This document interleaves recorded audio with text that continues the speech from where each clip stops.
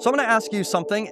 Have you ever done everything right and felt nothing? You showed up, you sacrificed, you gave up the thing that you were told to give up. You suffered through it. You wore the right posture. You said the right words. You followed every step of the process. And maybe it was in a season of desperation. Maybe the walls were closing in. Maybe something you loved was slipping through your fingers and you had nothing left to offer except this. God, I'm giving this up. I'm showing you how serious I am. I need you to show up. And then heaven was quiet. Not hostile, not angry, just quiet. Like nobody was home. That frustration is as old as religion itself, and God has something to say about it. Isaiah chapter 58. The Israelites, they're desperate. They've been conquered by Babylon, driven from their homes. Their city has been reduced to just rubble. Their temple, the place where heaven touched earth, burned to the ground by an army that had no regard, absolutely nothing for what it meant to them. There are people who have lost everything. Their nation, they built their identity around, it's gone. The rhythms that told them who they were and whose they were have been stripped away. They're living in a land that doesn't know their God. They're surrounded by a culture that offers everything except the one thing that they're actually hungry for. They're exiles. And they're desperate. And so they fast, not casually, not as a calendar obligation. They fast the way that people fast when they have nothing left to lose. When the hunger for God's attention becomes more urgent than the hunger for food. They need him to show up. And now they want to know why he hasn't. Verse 3. Why have we fasted, they say, and you have not seen? Why have we afflicted our souls and you have taken no notice? That's raw. That's honest. That's a people who did everything they knew to do, and then they felt like God looked the other way. And God doesn't dismiss them. He doesn't say, hey, your feelings are wrong. He doesn't say that their frustrations are just faithlessness. He tells them the truth, continuing here in verse 3. He says, in fact, in the days of your fast you find pleasure and exploit all your labors. Indeed, you fast for strife and debate, and to strike with the fist of wickedness. You will not fast as you do from this day. God says, oh yeah, you fast, and then you go right back to your normal life. You perform the ritual, and then you exploit the people around you. You bow your head and you wear the sackcloth, and you're calling it holy. Look at what he says now in verse 5. He says, is it a fast that I have chosen? A day for a man to afflict his soul? Is it to bow down his head like a bulrush and to spread out sackcloth and ashes? Would you call this a fast, an acceptable day to the Lord? See, God's saying, you've turned fasting into performance. A religious costume that you get to put on and then take off. It's something that you do to get my attention, to earn my response, to prove something to me or to the people watching, and it has nothing to do with me. The ritual is elaborate, but the orientation is completely wrong.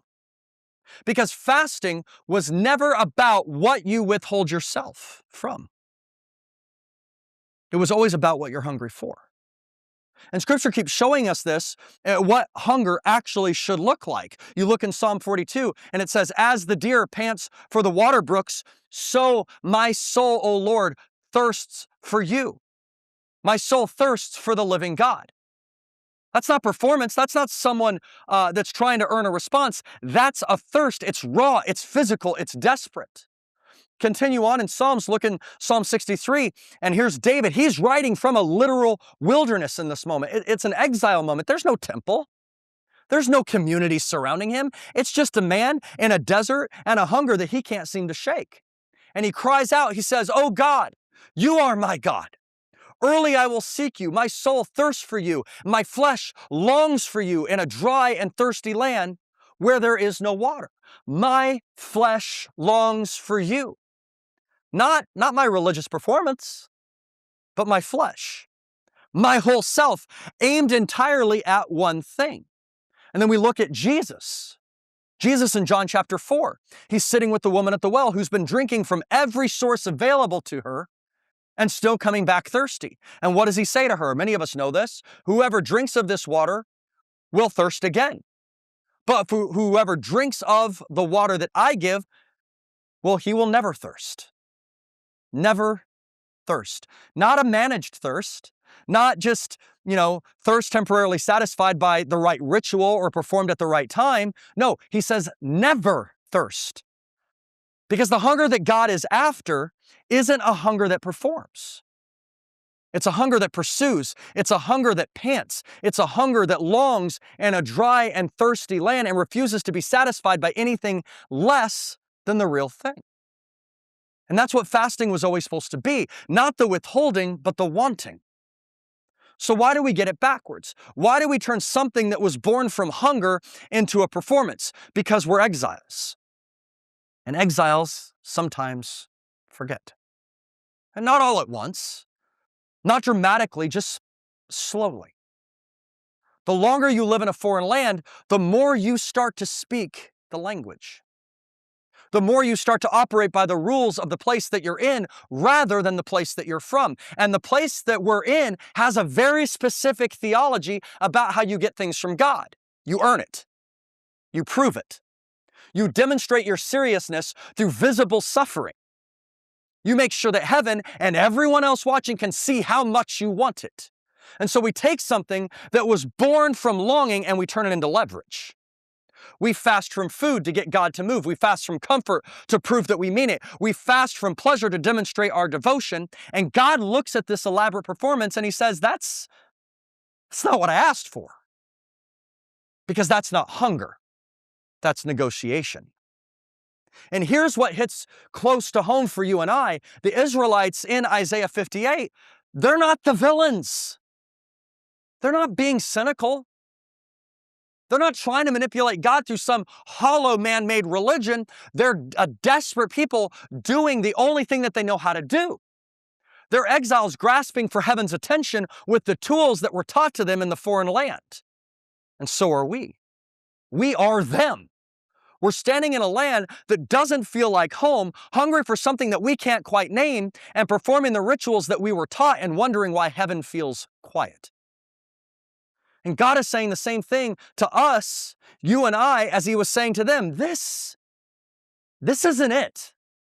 Not because fasting is wrong, not because the hunger is wrong, but because we've aimed it at the wrong thing. Fasting isn't about suffering. It's not about proving something to God or yourself or to anyone else watching. It's not about fasting from anything. But wait, hold on. That doesn't make sense. Fasting is abstaining by definition, right? It's denying. It's the physical act of going without. That's just, that's what it is, right? Well, there's a man in Babylon who might have something to say about that. Turn with me to Daniel chapter 10. And most of us are familiar with Daniel, but the Daniel here in this moment is maybe different than the one that comes to mind. This isn't the young man from chapter 1, the teenager who refused to eat the king's food, who drew a line in the sand on day 1 in Babylon and he just held it. This isn't even the man from the lion's den. This is an older Daniel, weathered, seasoned. A man who has spent decades navigating the most powerful empire in the world without losing himself. He's interpreted dreams for kings. He's watched empires rise and fall from the inside. He's seen God move in ways that most people only ever hear about. And something has broken him open. In chapters 8 and 9, Daniel has been receiving visions, heavy ones. Visions about the future of his people that are almost too much for a person to carry. He's seen things that he can't unsee. Wars, suffering, the whole entire long arc of his people's story being laid out before him in images that don't fully make sense yet. And he can't shake it. In chapter 10, verse 2, it says, "In those days, I, Daniel, was mourning 3 full weeks." Mourning. Not even fasting yet. Mourning. The fast comes out of the mourning, out of the weight of what he's seen and heard and can't resolve. Verse 3, "I ate no pleasant food, no meat or wine came into my mouth, nor did I anoint myself at all, till 3 whole weeks were fulfilled." 3 weeks, no pleasant food, no meat, no wine, no anointing, which in that time, in that culture, meant no self-care. So there's no comfort, there's no relief from the weight that he was carrying. And here's something that we need to understand about Daniel in this moment. He's not following some kind of protocol. He's not doing a January reset. He's not checking off a spiritual box or demonstrating his devotion to anyone watching. No, something is pressing on him so deeply that everything else just falls away. He's not white-knuckling his way through 3 weeks of discipline. He's not gritting his teeth and pushing through hunger pains to prove something to God. He's consumed. Consumed by the weight of what he's seen, consumed by the hunger to understand, consumed by the desperate need to hear from the God who gave him these visions in the first place. And so the food didn't matter anymore. Not because he was disciplined enough to ignore it, but because something else had taken up all that space. Can you imagine 3 weeks of all of that? Waking up day 2 after the visions, and the weight is still there. Day 5, it's still there. Day 10, day 14, the silence is stretching out before you like a desert just outside your window. And there's no answers yet. There's no angel appearing, no voice from heaven, that's cutting through the quiet that he's experiencing. It's just Daniel, the hunger, and a God that he's decided to keep pressing toward. And day 15, day 16, day 17, nothing, absolutely nothing. And then day 21, verse 5. "I lifted my eyes and looked, and behold, a certain man clothed in linen, whose waist was girded with gold." A figure appears, so overwhelming in presence that the men who were standing with Daniel, who they couldn't even see the vision. They didn't see this. They fled in terror away from this area, just from the atmosphere of that place. And then the figure speaks, verse 12.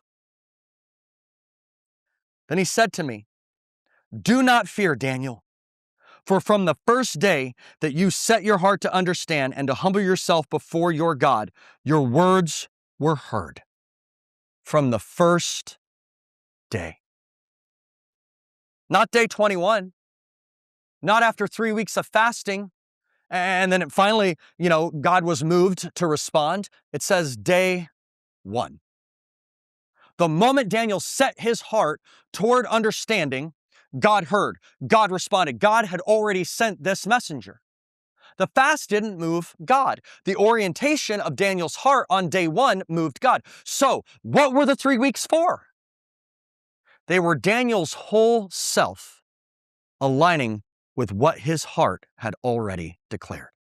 They were his body catching up to what his spirit had already decided. They were 3 weeks of saying with his entire being, "I am not moving from this. I am not filling this space with anything else. I am hungry for you, and I am staying hungry until I hear from you again." The fast wasn't the point. The hunger was. And now most of us, we've heard of the Daniel fast, right? And maybe you've done it. Maybe your church does it every January. No meats, no sweets, no social media, no whatever the list says this year. And listen, I'm not here to mock it. The impulse behind it is real. The hunger behind it is absolutely real. But here's the thing about Daniel that gets lost in the protocol. Daniel didn't have a list. He had a burden. He wasn't following some dietary guideline. He wasn't checking items off of a spiritual discipline chart. He was a man so wrecked by what God had shown him, so desperate to understand, so consumed by the hunger for the voice of God that pleasant food just stopped being pleasant. The fast wasn't what he was doing. It was what happened to him when his hunger got pointed in the right direction, and that's the difference. It's not about fasting from, it's about fasting toward. And if that's true, then maybe the question isn't whether we should fast. Maybe the question is whether we've ever actually understood what we were fasting toward in the first place. Because here's the thing. Jesus didn't come to end fasting. He said it himself, Matthew 5:17. What does he say? He says, "Do not think that I came to abolish the law or the prophets. I did not come to abolish, but to fulfill." Not to end it, not to make it irrelevant, not to replace it with something more modern or palatable, but to fulfill it, which means everything Isaiah was pointing toward, everything Daniel was living out, everything the fast was already supposed to be, Jesus didn't erase that. He embodied it. So turn with me to Matthew chapter 9. Because there's a moment where the Pharisees, they come to Jesus with a question about fasting. And his answer doesn't just defend his disciples, it reframes everything. You see, the Pharisees are watching. They're always watching. And that's the thing about Pharisees. They weren't passive observers. They were scorekeepers. And the score they were keeping was a religious performance. You know, who's fasting, who's praying, who's tithing, who's following the rules with enough visible seriousness to prove that they actually mean it. And Jesus is failing their scorecard. His disciples aren't fasting the way that even John's disciples fasted. The way the Pharisees fast, you know, twice a week publicly. It's the kind of visibility, it's the visible suffering that lets everyone around you know exactly just how devoted you are. And now they want to know why. Verse 14. Then the disciples of John came to him saying, "Why do we and the Pharisees fast often, but your disciples do not fast?" It sounds like a question, but in all actuality, it's an accusation. They're saying, what kind of rabbi lets his disciples skip the fasts, man? What kind of teacher doesn't hold his people accountable to the standard? What does it say about Jesus that the people following him most closely aren't doing the things that serious, devoted, God-fearing people should be doing? And Jesus, he doesn't apologize. He doesn't promise to get his disciples in line. He doesn't offer some theological defense of why fasting may or may not be required under the new covenant. He just asks them a question back. Verse 15. Can the friends of the bridegroom mourn as long as the bridegroom is with them? It says, can you mourn at a wedding feast? See, a wedding feast in that culture wasn't what we often picture when we hear those words. This wasn't a rehearsal dinner. It wasn't a Saturday evening reception with a buffet and a DJ and a sparkler exit at 10 o'clock. No, this was days, sometimes even a whole week. The entire village showed up. The streets outside the house were filled with people. Music is spilling out into the night. There's tables overflowing with food and wine and laughter and dancing. It's the kind of celebration that swallowed up the entire community and didn't let go until it was finished. And at the center of all of it,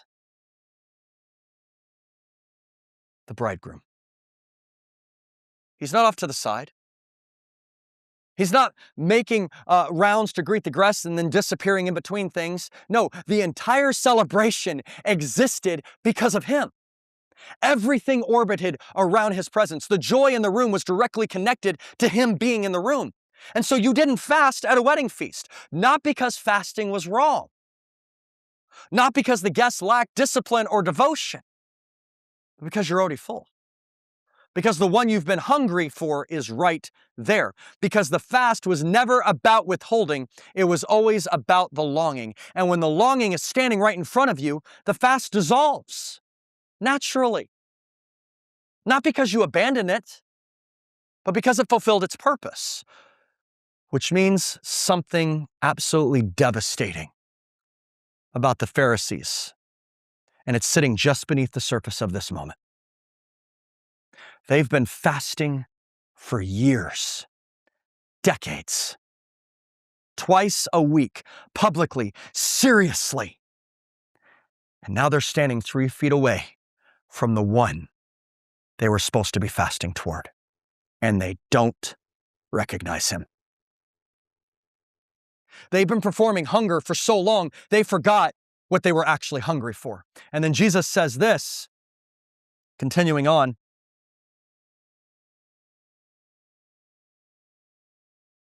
"But the days will come when the bridegroom will be taken away from them, and then they will fast." Disciples will fast. Jesus isn't abolishing it. He's not saying that fasting is irrelevant or unnecessary or something that people will grow out of. He's saying, fasting belongs to longing. Right now, I'm here. The feast is happening. And you don't mourn when the bridegroom is in the room. But the days are coming when I won't be here the same way that I am right now. And then they will fast. Not because a schedule requires it, not because some religious calendar demands it, not because someone is trying to keep score, but because they'll be homesick. Because they'll know what it felt like to have been in the room with the bridegroom and now to be living in the ache of not fully having that anymore. And that's the exile's fast. Hungry for a presence that you've tasted, but you can't fully hold. Living in a land that offers everything except for the one thing that you actually want. You're not fasting from the world, you're fasting toward home. And here's what I love about this moment. Jesus doesn't just defend fasting. He doesn't even just reframe it. He does it. Because the same Jesus that's standing in that conversation has already been in the wilderness in Matthew chapter 4. Jesus has just been baptized, the heavens opened, the Spirit descended, the Father has spoken over and spoken to him. And the very next scene, Jesus finds himself fasting in the wilderness, 40 days, no food, no community, no crowd, no miracles, no disciples, no ministry, really. It's just Jesus alone in the desert. You know what text doesn't record? It doesn't record suffering. It doesn't record Jesus gritting his teeth through hunger pangs. It doesn't record him counting down the days until he can get his hands on a Big Mac. It just says, afterward, he was hungry. Afterward. Like the hunger was almost an afterthought, like something else was so consuming during those 40 days that the physical hunger barely registered until it was over. I remember when I was dating my wife, she lived a little over 2 hours away from me, okay? And so I'd drive 2 hours to go spend time with her. I'd hang out, and then I'd drive the 2 hours back home. And then somewhere on the way back home, I'd realize on that drive that I hadn't eaten in like 8 or even 10 hours. Not because I was trying to prove something, not because I was performing devotion. She didn't even know. I was just so consumed by getting to be with her that the hunger never registered until I was on the other side of it. And that's what happens when you're hungry for someone.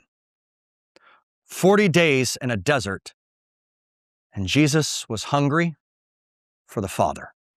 So completely, so fully, so consumed by the presence and the purpose and the voice of the one who had just spoken over him at the Jordan, that 40 days passed in the desert and the text barely mentions it. Daniel fasted for 3 weeks because he was so consumed by the burden that God had placed on him that pleasant food just stopped being relevant.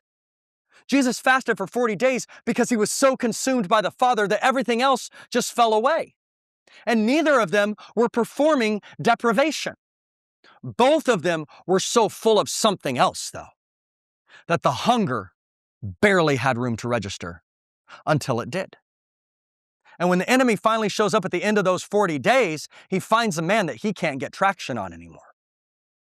Because you can't tempt someone with bread when they've just spent 40 days discovering that they don't actually need it. Then he says, Aren't you hungry? Make some bread. And Jesus fires back, what? Man shall not live by bread alone, but by every word that proceeds from the mouth of God. Jesus is saying, yeah, I've been living on the word for 40 days, and I know what I'm hungry for, and it isn't bread.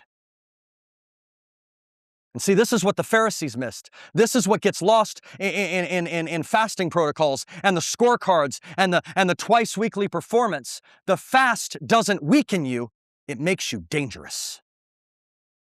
Daniel's hunger pointed toward God made him dangerous in Babylon.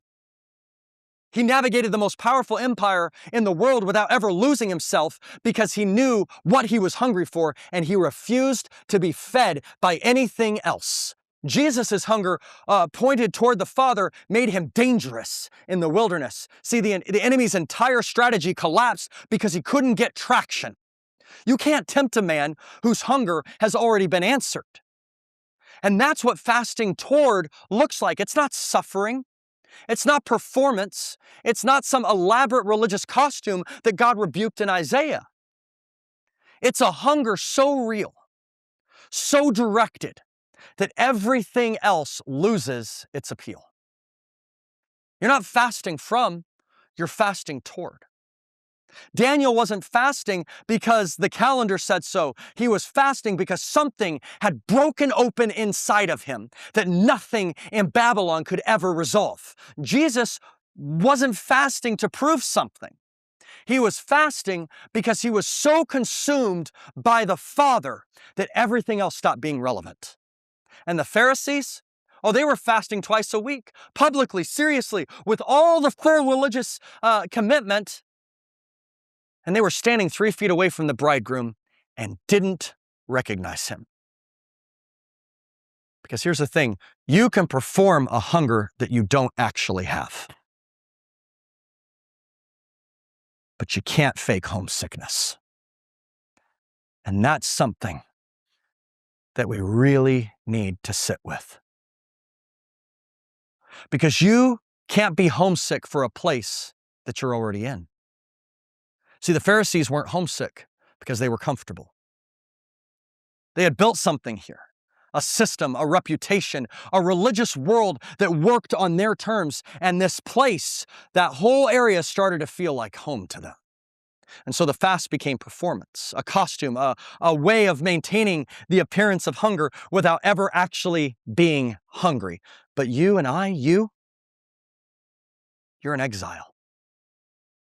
And this place, this world, this culture, this noise, this constant offering of everything except the one thing that you're actually hungry for, this was never supposed to feel like home.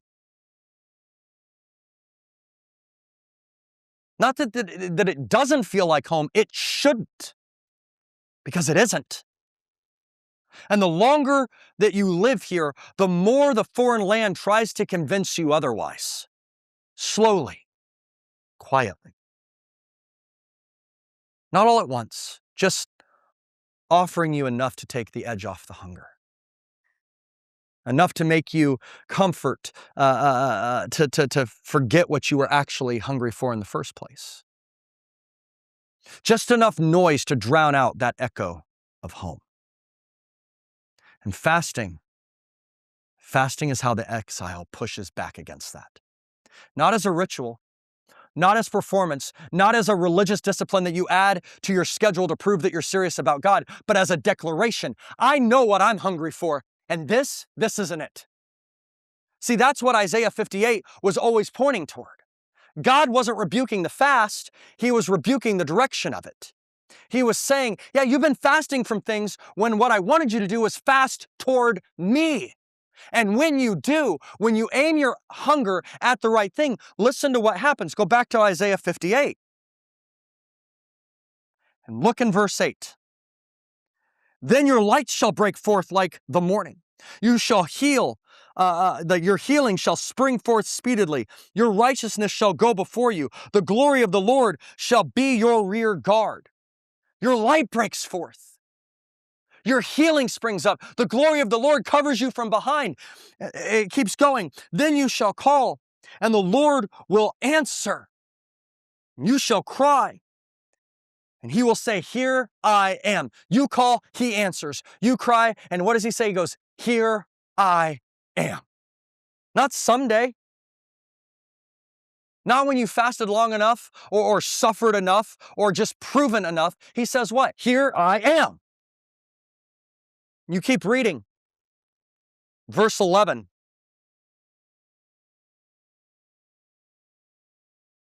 Lord will guide you continually and satisfy your soul in drought and strengthen your bones.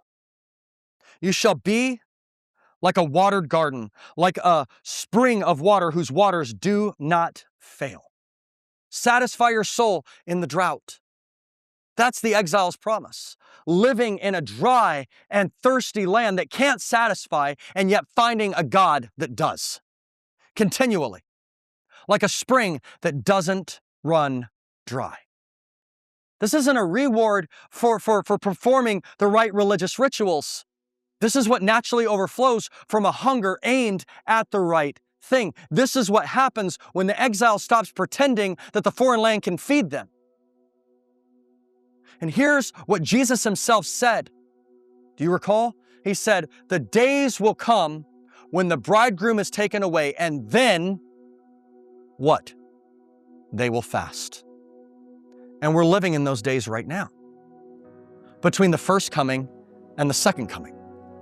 Between having tasted the presence and not yet fully living in it. Between the echo of home and the homecoming itself. We've tasted something real, something that nothing in this land can replicate or replace or even satisfy. We've heard the voice, we've felt the presence, we've been in the room with the bridegroom. And now, you and I are living in the ache of having not fully lived in it permanently yet. And that's not a problem to fix. That is the truest thing about you. You're homesick. And the fast is how you keep that hunger alive, how you keep the compass pointed toward home, how you refuse to let the foreign land convince you that you're already there. You're not fasting from anything, you're fasting toward Him, toward the feast that's coming, toward the bridegroom who's coming back, toward home. See, the exile echoes fasting. It isn't the one with the most discipline. It isn't the one with the strictest diet or the longest streak or the most impressive sacrifice. It's the one who knows that they're not home yet, and they refuse to eat like they are. This is our echo. It's not a rule. It's not a ritual. It's not a religious performance that's dressed up in some spiritual language. It's the echo of Christ Himself, who fasted, who hungered, who was so oriented toward the Father that 40 days in the wilderness barely left a mark until it was over. And so we echo Him. And when we do, we let that hunger rise. When we stop feeding the ache with things that were never going to satisfy us anyway, we find that the homesickness doesn't disappear. It deepens. And somehow, that's exactly what it's supposed to do. Because the exile who is still homesick is the exile who still knows where his home is.